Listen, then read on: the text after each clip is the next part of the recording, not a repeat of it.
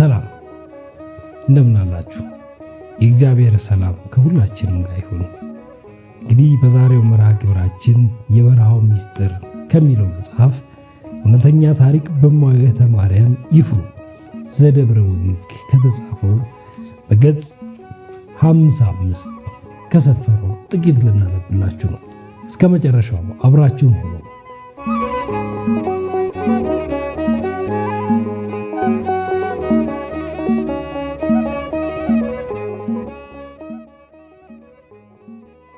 ጧት ከቤተ ክርስቲያን መልስ አብረን ለመሄድ ስንነሳ እማሆይ አልኳቸው። አቤት አሉ። እናቴ ፈጣሪ በሰላም ይገላግለኝ እንጂ ልጄ ብዬ ላላይባት ቃል ገባለሁ አልኩ። ሴትየዋ ከደስታዋ ብዛት እውነት አልመስል ብሏት ደጋግማ ትጠይቀኝ ጀመር። እኔም ከእማሆይ ጋር ወደ ቤተ ክርስቲያን ሄደን እዛች መላ ፍጠርልኝ ብዬ የማለቅስበት በር ላይ ተንበርክኬ በመሐላ ቃሌን ሰጠውና በደስታ አብረን ሄድን። ቦሩ ወንድ ልጅ ወለድኩ። ጡቴን ያጠባሁት ለ8 ቀን ብቻ ነው። በገባሁት ቃል መሰረት ተሰናብቻት ወደ ደብረ ሊባኖስ ተመልሼ ከእማሆይ ጋር አብረን መኖር ጀመርን። ከ20 ዓመት በኋላ እማሆይ አረፉ። ከዛ በኋላ 10 ዓመት ብቻዬን እዛው ቤት እየኖርኩ እያለ አንድ ቀን ትልቅ ገዳም ክብረ በዓል ስላለ ከሁለት መነኮሳት ጋር ወደዛው ገዳም ሄድን። በዓሉን አክብረን ነገ ወደ ገዳማችን ለመመለስ እዚያው ቤተ ክርስቲያኑ ደጅ አንጥፈን ለመተኛት ስንዘጋጅ መኪና ለማግኘት የ3 ሰዓት የእግር ጉዞ ስላለው ሌሊት 10 ሰዓት ተቀስቅሰን ለመሄድ ተነጋግረን ተኛን። ሌሊት ላይ ቀስቅሰውኝ ተነሳው፣ ጉዞ ጀመርን። ብቻ ምንም ለመናገር ሆነ ለማስታወስ በማልችለው ሁኔታ ራሴን እንደዚህ ያገኘሁት። በቃ ይኸው 18 ዓመቴ በሰላምና በፍቅር ከፈጣሪ ጋር በደስታ ኖራለሁ። የለበስኩትም ልብስ ቢያልቅ ፈጣሪ ጥበቡን ሰጥቶኝ ይኸው እሱ እንዳስተማረኝ ሐረጉን ጎንጉኜ ልክ እንደ ንብ ቀፎ ሰርቼ እለብሰዋለሁ። ይመስገነው እርቃኔን ሸፍኖኛል። ከዚህ ሌላ ምን እሻለሁ? ምግቤን እሱ በሰዓቱ ወዳጆቹን ልኮ ይመግበኛል። ይህችን ጎጆ ሐረጉን ተባትቤ ይኸው ያማረ ቤት ሆኖ ታኖረኛለች። ይህ ሁሉ እናቴ የኔ የኃጢአተኛው ኑሮ ይሄ ነው አሉ ከፀሐይ በሚያበራ ፊታቸው በፈገግታ ተሞልተው።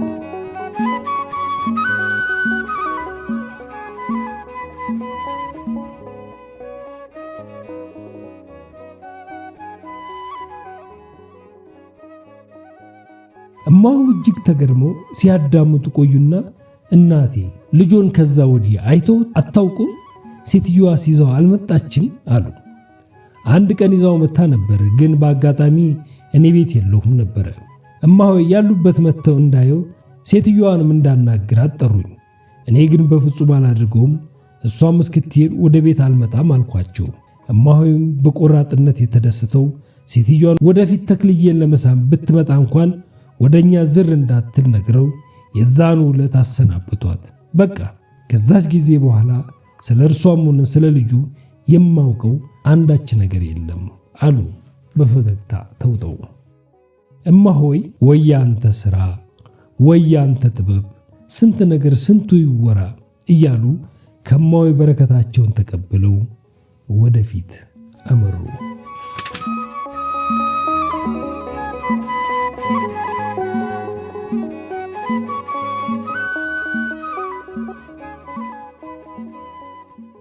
ትንሽ እንደተጓዙ አንዳንድ የእንጨት መሃል ከቆሙ ሌላ ዙሪያ ግድግዳው የሰሌን እንጨት የተሰራ አንድ ጎጆ ተመለከቱና ቆም ብለው ዙሪያውን በዓይናቸው ሲማትሩ አንድ የ60 ዓመት አባት ቀሚሳቸውና ቆባቸውን በሰሌን የተሰራ ፊታቸውን ወደ ምስራቅ መልሰው ልብ በሚሰርቅ ዜማ እያዜሙ ሰሌን ይሰራሉ።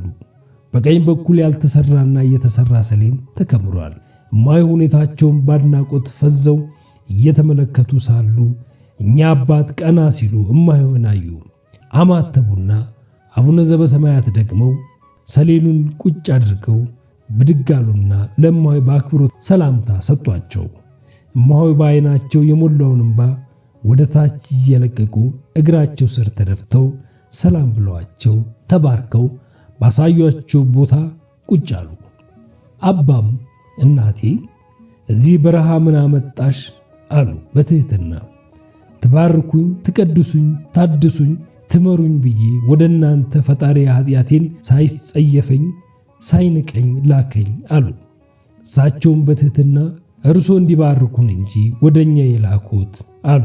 ሥራ መፍታት የማያውቁት በእጃቸው ሰሌናቸውን እያነሱ እማሆይም አባቴ ወደዚህ ወደ ተቀደሰ በረሃ እንዴት መጡ? እንዴትስ እየኖሩ ነው አሉ። እኔና 8 ወንድሞቼ 2 እህቶቼ ከእናት ከአባታችን ጋር ሶማሌ ጠረፍ አካባቢ የግብርና እንኖር ነበረ። አባቴ ጥሩ ገበሬና ከብት ማርቢ ነበረ። በዚያ አካባቢ ካሉት በኑሮ እኛ ሻል ያል ነበርና ብዙዎች ይቀኑብን ነበረ። አንድ ቀን ከጎራባች ቀበሌ ጋር በከብቶች ግጦሽ ወሰን የተነሳ ከባድ ጦርነት፣ ከባድ እልቂት ሆነ። እኔና አባቴ ከአንድ እህል ጎተራ ውስጥ ተደብቀን እየተንቀጠቀጥን አሾልቀን ስናይ ለእናቴና ለእህቴ እንኳን ሳይራሩ 8 ወንድሞቼን ጨምሮ አረዷቸውና ወጡ። እኔና አባቴን ፈልገው ሲያጡን ቤታችንን በእሳት ለኩሶ ሄዱ። እኔና አባቴ ዕድሜያችን ገና ሆኖ ብንተርፍም ያያየነው አሰቃቂ ግድያ ከሞት በታች ያለን አድርጎናል። ያም ሆነ ያ እየተላቀስን ያለምንም እህልና ውሃ እግራችን በመራን ጫካውን ተጉዘን እዚህ በረሃ ደረስን። በጣም ተዳክመን ስለነበር አንድ ጥላ ስር ተኛን። ከእንቅልፋችን ስንነቃ ያ ሁሉ ራብና ጥም ምን እንደገባ እንጃ ብርቱ ሆነን። ግን ያ አሰቃቂ ድርጊት የወንድም የእናት የእህት የልጅ እጦትና ሞት ቅስማችንን እንኩትኩት አድርጎት ስለነበር ሐዘናችን ወሰን የለውም ነበረ። ጭብጥ ኩርምት ብለን ተቀምጠን በእንባ እየታጠብን ሳለ አንድ አረጋዊ አባት ወደኛ መጥተው አጠገባችን ሲቆሙ አላያናቸውም ነበር። ሲሉ ነበር ቀና ያልነው። መቼም ድንጋጤያችን ልክ የለውም ነበረ። እነዛ አራጆች ተከትለውን የመጡ ነበር የመሰለን። ግን ፈጣሪ ምስጋና ይግባውና እኛ አባት አረጋውያን መክረውን አጽናንተውን ወደ በዓታቸው ወሰዱንና ሥራ ስር ቀቅለው መገቡን። ከሳቸውም ጋር ኑሮ ጀመርን።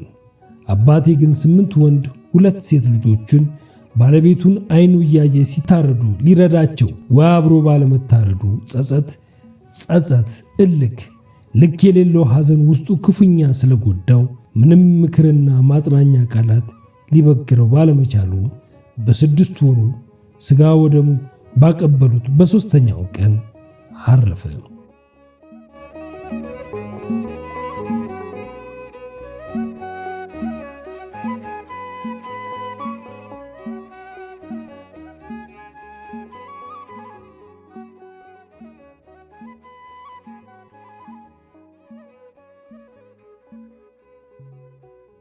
የኔ ሐዘን ጨመረ። አባቶች በጸሎታቸውና በምክራቸው አበረታቱኝ። ወደ ዓለም የመመለስ ሐሳብ እንዳለኝ ጠየቁኝ። የየትኛው ዓለም? ወደ ማንስ? ሰውን እንደ ከብት ወደሚያርዱት አረመኔዎች ወይስ ወዴት? የማይሞከር ነው። ሰላም፣ ጸጥታ፣ ርኅራኄ፣ ፍቅር የሞላበትን ዓለም ጥሎ ወዴት ይኬዳል? ምርጫዬ ይኸው በረሃ ሆነ። በቃ ያ ውስጥ ያለ ሰይጣን የገባበት መጥፎ ድርጊት ሁሉንም ትዝታዎችን ከውስጤ እንዳይወጣ በዚህ በበረሃ ውስጥ ያሉትን አባቶችን እናቶችን በጸሎታቸው በምክራቸው ባስፈለገው ጊዜ ሁሉ እንዲረዱኝ ተማጸንኳቸው። ጸሎታቸው ረድቶኝ ይኸው መንኩሼ ከፈጣሪ ጋር በሰላም እየኖርኩ ነው። ይህንንም የሰለኝ ሥራ አስተምረውኝ ይኸው እየሰራው ለአባቶቼ ለእናቶቼ አለብሳለሁ። እኔም የሌሊትና የቀን ልብሴ ቤተ ማረፊያዬ ሰሌን ነው። ይኸውሉ እናቴ ከዛ ከተረገመ ከተማ ወጥቼ በዚህ በረሃ መኖር ከጀመርኩ 15 ዓመቴ ነው። ሰላም፣ ፍቅር፣ ጸጋ፣ በረከት የሞላበት ምድራዊ ገነት፣ ምድራዊ መለኮት የሞላበት ስሙ በረሃ በውስጡ የገነት ውሃ የሚፈስበት የሰላም አምባ ፈጣሪ እኔ ሳይገባኝ ከተገባቸው ጋር ደምሮ እያኖረኝ ነው አሉ። እማሆይ ወይ ጉዱን! ያንተ ሥራ ስንቱ ይህንን ጸጋ በረከት ለማግኘት ሱባኤ ገብቶ በጾም በጸሎት ሲማጸን ዝም ብለ ላላሰበው ላላለመው ምንም ለማያውቀው አንተ በፈቀድከው ጎዳና መርተ ይህንን በረከት ታድለዋለህ። አሁን ያንተን ሥራ ማን ይመራመራል? ተመራምሮስ ማን ሊደርስበት ይችላል? እያሉ ሲደነቁ ቆይተው ከአባ በረከት ተቀብለው ወደፊት አመሩ።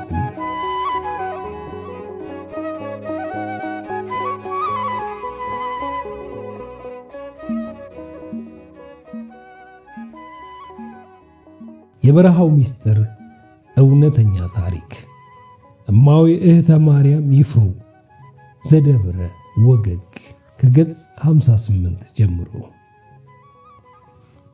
አብራችሁን ስለሆናችሁ ከልብ እናመሰግናለን።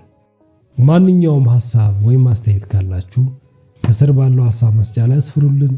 መጽሐፍ ጥቆማ ካላችሁ ማንኛውም አስተያየት እንቀበላለን። እናንተም እንድናነብላችሁ ወይም እንድናቀርብላችሁ የምትፈልጉት መጽሐፍ ካለ ጠቁሙን። እግዚአብሔር ከሁላችንም ጋር ይሁን። አሜን።